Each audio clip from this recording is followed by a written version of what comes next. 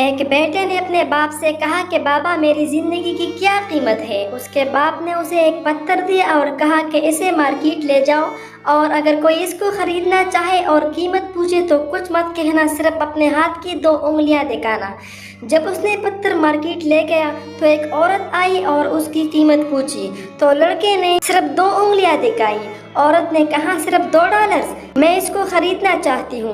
لڑکا پتھر اٹھا کر دوڑتے ہوئے باپ کے پاس آیا اور اسے بتایا۔ باپ نے اسے کہا کہ اب اس پتھر کو میوزیم لے جاؤ اور جب وہ قیمت پوچھے تو صرف 2 انگلیاں ہی دکھانا۔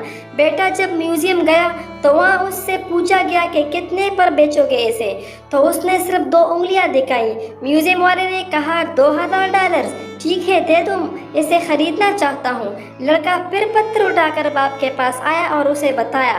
باپ نے کہا بیٹا اب آخری بار اس کو قیمتی پتھر خریدنے والے اسٹور لے جاؤ۔ بیٹا جب پتھر اٹھا کر وہاں لے گیا اور اسٹور والے نے اس کی بغور جائزہ لیا تو اس نے کہا کہ یہ دنیا کے قیمتی پتھروں میں سے ایک ہے، اس کی کتنی قیمت لوگے؟ لڑکے نے پھر سے 2 انگلیاں دکھائی۔ اسٹور والے نے پوچھا $200,000۔ ٹھیک ہے میں اس کو خریدنے کے لیے تیار ہوں۔ لڑکا حیران ہو کر پھر اپنے باپ کے پاس آیا اور اسے بتایا۔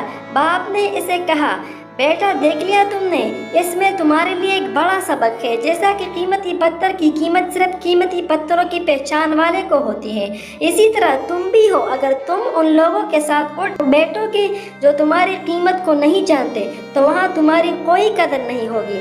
بیٹا یہ تم پر منحصر ہے، اگر تم نے اپنے آپ کو قیمتی بنانا ہے تو قدر مند لوگوں کے ساتھ رہا کرو، تمہاری بڑی اہمیت بھی ہوگی اور قیمت بھی۔